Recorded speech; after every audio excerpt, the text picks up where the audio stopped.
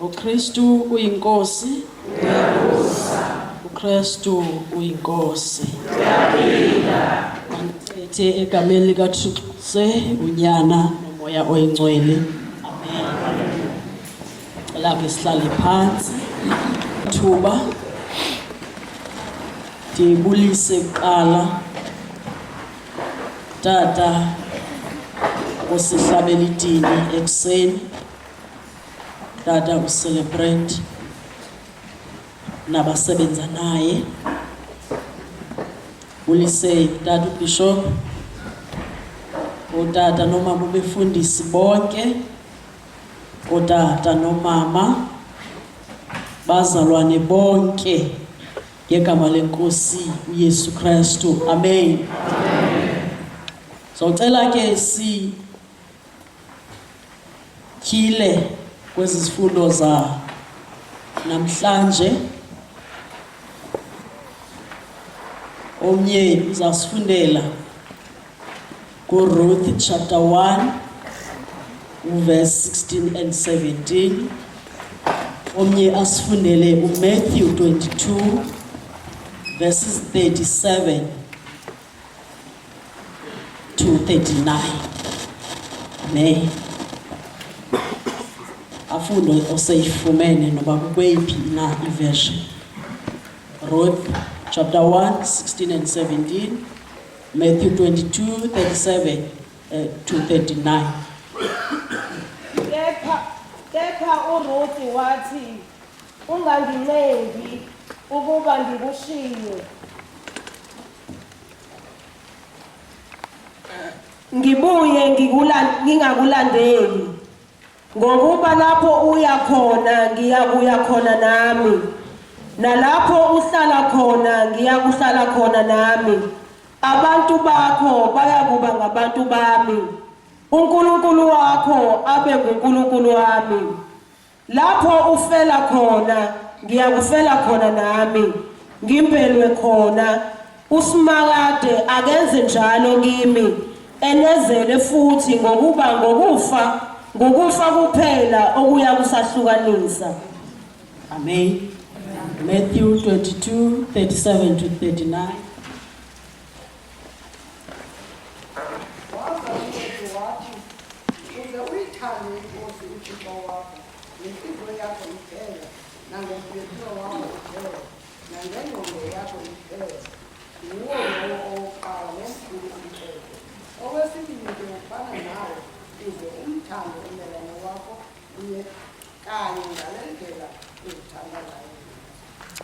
Amen. uThixo wakho ngoba nguThixo wakho. Amen. Ngokuba sisazi or izinto zichazwa Testamente endala idla ngokuba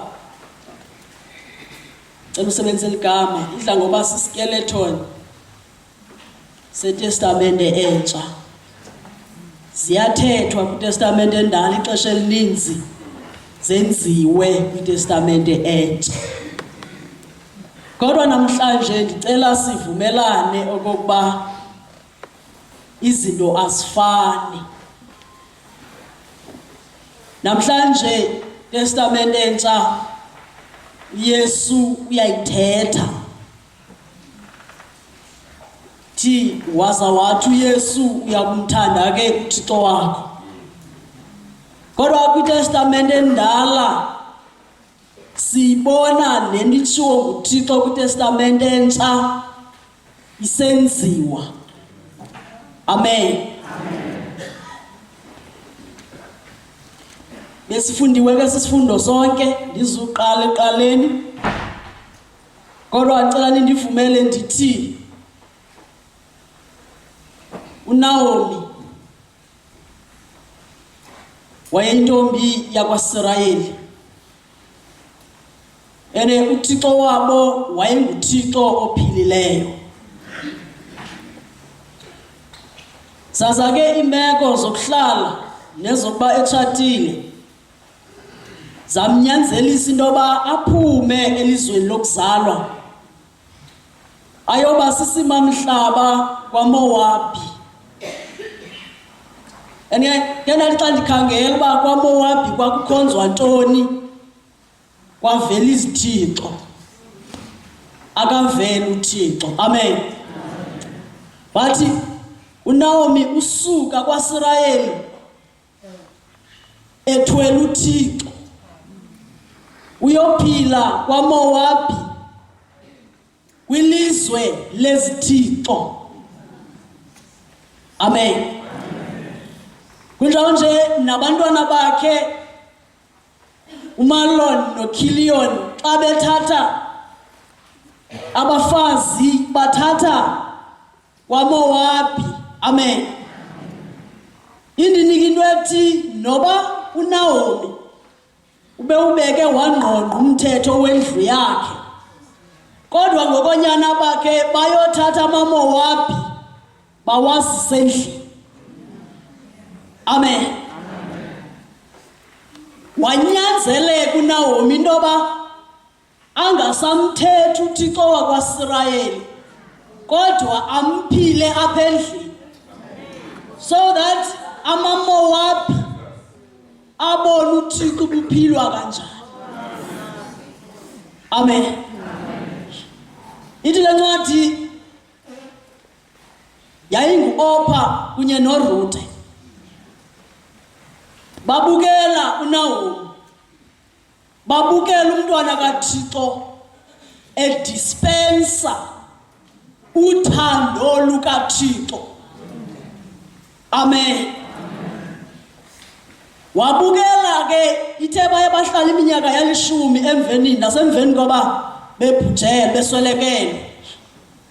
Engqondweni yami kwahlala into ethi waqhubeka uNaomi wayiphila impilo kaThixo bebukele omolokazana. Kwafika ixesha loba lo kuthiwa nguRuth abe ready ukuthi ndiyohlukana nezithixo. Uba nguThixo lo uphilwa nguNaomi, uThixo wakho woba nguThixo wakho. Amen. Waqala uRuth wamthanda uThixo embona ethwelwe nguNaomi. Ngikhala ngivumele ndithi mhlawumbi le nto ndiyenzayo njengoba ndime apha ibizwa ngoba kushumayela, but eyona ntshumayelo yile yoba uphile, ihambo ingqine, uba lo uyazana noThixo. Amen. Mhlawumbi ndingayithetha apha ndibe ndingayiphili, and xa ndingayiphili ayikho effective. But uNaomi yena khange ayithethe, uye wayiphila. Sayizobonakala ngalo mhla ke ngoku uNaomi ufika kwisigqibo soba makabuyele kokwabo, makagoduke. Uthi ke kwezi ntombi zakwaMowabi, hambani buyelani kumakwenu nakoothixo benu. Amen. Kwathi noba uOpha mhlawumbi ubengathi ungakuNaomi, kodwa xa se efeyisene nemeko efunumeza khethe, wajonga wabuyela koothixo bako wabo. But kwelinye icala le character nguRuthe yajonga yakomperisha, yathi izithixo zasekhaya, yathi amen.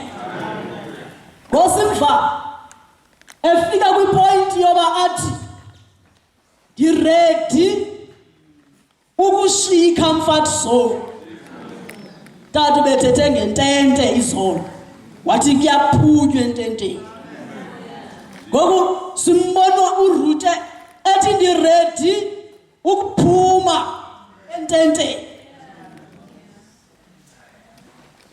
ndihambe yobutha yogadarisha lo Thixo ndimbone ephilwe nawo. Jesus. Amen.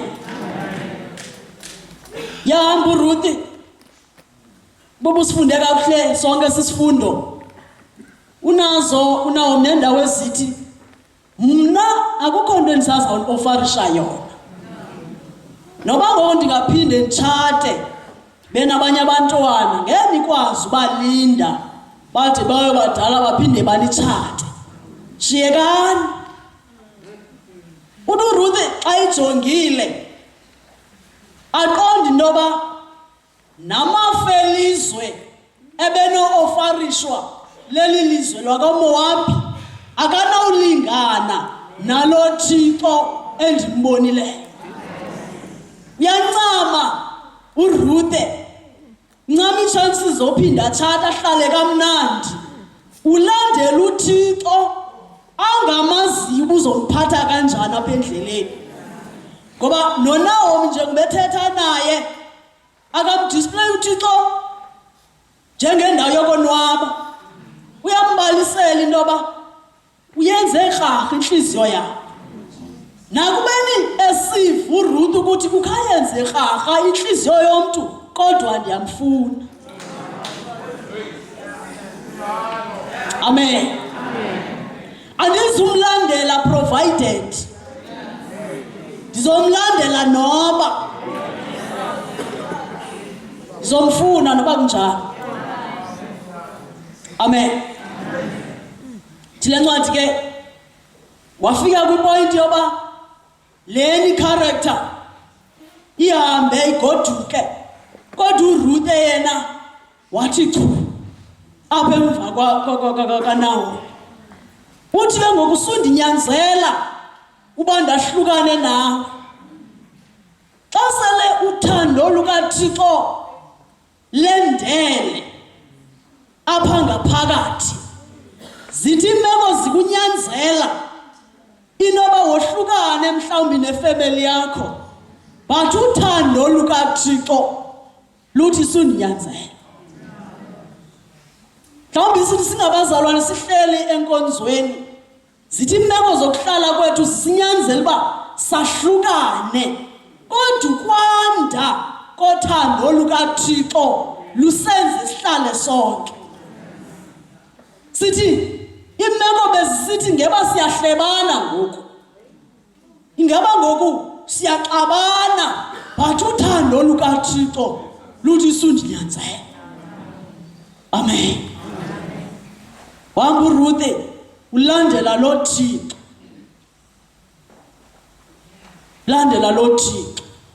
ushiya indawo yakhe yokuzalwa umisisha ichance yophinda atshate ulandela lo Thixo esithe xa silufunda uthando ku1 Corinthians chapter 13 uverse 4 wanendawo ethi alufuni okukokwana. Now uRuth akaqala athi khawuhlale phansi Naomi ndicacisele uba ndiyakulandela zawufumana ntoni uba ndiyamlandela lo Thixo wakho what's in for me. Akabuze ezo zinto kodwa uyalandela. Amen. Uyomthanda uThixo wakho. Simbona ngoku edlule uRuth ekuthandeni uNaomi njengomntu kodwa sesimbona eklinge kuThixo kaNaomi. Amen. Xa ndizawuhlala phansi uba siyawubona lo mnqamlezo olapha emva kwakho unamacala amabini elinye liqala phezulu lehle elinye liqala ecaleni liye ecaleni. Amen. Abaphezulu kuqala uThixo simelwe kukuqala sithanda uThixo ngendlela right. Ithethwa apha kuMatthew athi yonke. Ubuthi ngenhliziyo akathi ngehalf kodwa uthi yonke. Ubuthi ngengqondo akathi ngehalf kodwa uthi yonke. Xa sesimthande kanjalo uThixo, asizuba nangxaki yokuthanda ummelwane. Ngoba asisamthanda ummelwane kube sithanda, kodwa simthanda ngenxa kaThixo. Amen. Ngoku asisamthanda ummelwane kube senzela kakuhle. Asimthandi kuba imfuyo yakhe ingasimoshi, but ngoku sesimthanda ngenxa kaThixo. Amen. Indaba yethu yokuthanda ummelwane, it's not between us, mna nommelwane, kodwa sekuphakathi kwam noThixo. Amen. Into sibangela intoba sibe nengxaki ekuthandaneni singamakholwa okanye singamaKristu, for that matter singabantu bakaThixo, kukuba siyibhude apha ekuthandeni uThixo. Siyamthanda yena provided. Amen. Ndiyasilandela esi sifundo sikaRuth. Ndiyakuba zibhlungu into ezenzekela uNaomi, kodwa kamlahlanga uThixo. Naxa ebakhulula ubasikelele egameni lenkosi uYesu, kodwa uthi uThixo uyenze yarhaga inhliziyo yam tsana ukuthi ndinguNaomi, yithani ndingumara. Kodwa noburharha benhliziyo abumohlukanisanga nothando lukaThixo. Amen. Athi uPawulos, ngaba indlala, ngaba kukufana, ngaba zizibetho, athi ekugqibeleni nakanye. Amen. Namhlanje kuseni uThixo uberhalela sitshekishe le ndlela esimthanda ngayo. Yabonakala ikhona ingxaki. Amen. Simthanda uThixo kakuhle xa izinto zethu ziza kakuhle. Kodwa shuthi zabheda imeko zethu sithetha singayithethi. Amen. Ngoku ingathi uThixo angasinceda silungise kuqala ubudlelwane bethu noThixo. Ngoba sekubheda i-relationship esemacaleni nje kungoba kubheda le yethu noThixo. Amen. Siyakwazi ukuphuma emakhaya size enkonzweni singababulisanga endlini, sizobahaga kodwa ecaweni. Imoshakele kwi-relationship yethu noThixo. Ndiyakholwa into yoba uba siyawuqwalasela lo mnqamlezo, uba le phathi isuka phezulu izezantsi ngangabikho, ngesibe namnqamlezo. Ngoku ingathi yena ndiwubambileyo lo mnqamlezo kukuba uThixo nomntu balungisane, so that umntu nomntu bezohlala kakuhle, bangasahlalanga nangolwabo uxolo, kodwa bahlale ngolu lukaThixo olugqitha konke ukuqonda. Amen. Inkosi mayisincede, makasincede uThixo. Sesixabana nje, sixabane side sizoxabana enkonzweni, sixabane nangezihlalo apha enkonzweni, kukhona into emoshakeleyo. Something is missing. Amen. Kukonakele kwi-relationship yethu noThixo. But apha phakathi emnqamlezweni kukhona uKristu. Amen. Asikwazi kudlula siyothanda uThixo sishiya uKristu. Asikwazi udlula uthanda umzalwane wakho ushiya uKristu. Ngoba yonke lento siyenziswa nguKristu Yesu. Amen. Ingathi uba singasubmitha fully apha kuKristu Yesu ngesibe nangxaki. Kaloku simvile sithi uThixo lo ngunyana wam endikholisiweyo nguye, kodwa bathi mveni yena. Thina sigqibelelanga sikamkholisa uThixo, kodwa ukhona uKristu okholise uThixo.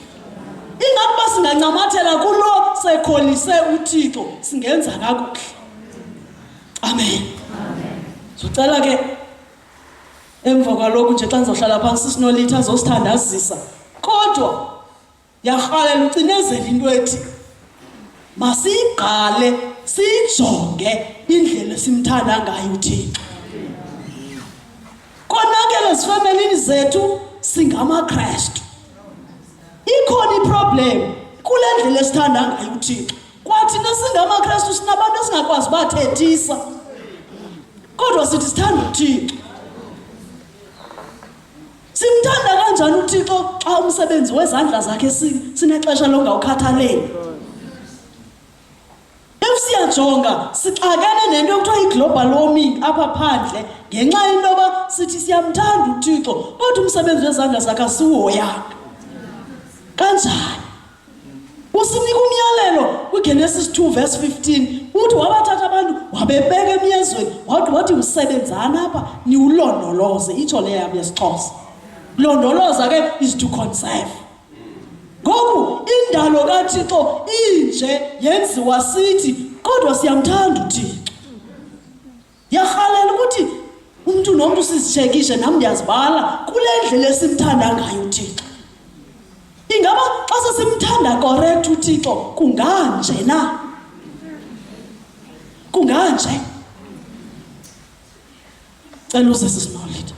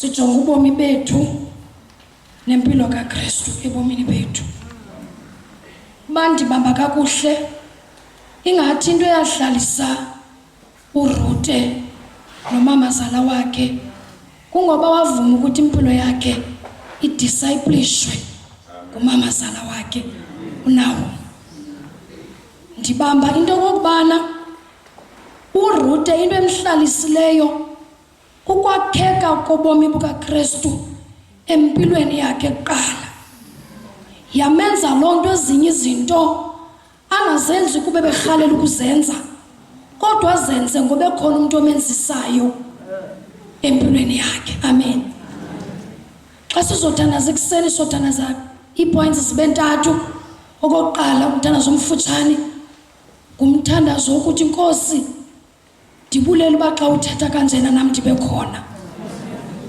ndibulela uba undibale nanini labantu orhalela ukuthi ungahamba nabo uyilungisa impilo yabo okwesibini umthandazo esizowenza ngumthandazo womuntu othi obam ubomi andikazange ndibusubmithe kuKristu yingako ndihambe ndibe namabatha uRute ukwazile ukuthi nobe benawo amabatha woThixo bakokwabo kodwa impilo yakhe ngoba bakhekile ubomi bukaKristu kuye wavuma ukuthi adiscipleshwe ngunawo umbuzo uthi have you ever given your life to be discipled by Christ ngoba le ngxaki ithethwa ngudade wethu ukuthi abantu bahamba kube khona ingxaki ezikona enkonzweni kungoba ubomi babo bungenziwanga kodwa ndibamba ukuthi xa ubomi sele benziwe nguKristu Yesu bona buyakwazi ukuthi bakheke umuntu enziwe ngale ndlela uThixo bemdale wayiyo umthandazo wesithathu ngothi Nkosi ndibuyisele malibonke igama lenkosi uYesu isubmission kaRuth egqibeleni uthi ndiyahlala khona ukuze uThixo wakho abe nguThixo wakho. Ngoku umthandazo sizowenza umthandazo uthi Nkosi ndibuyisele. Ubusithi Nkosi ndibuyisele, ube kubuyisela uzokubuyisela ubomi bakhe kuwe, uphinde ube yilanto wayekudala uThixo ukuthi ube yiyo. Masithandaze.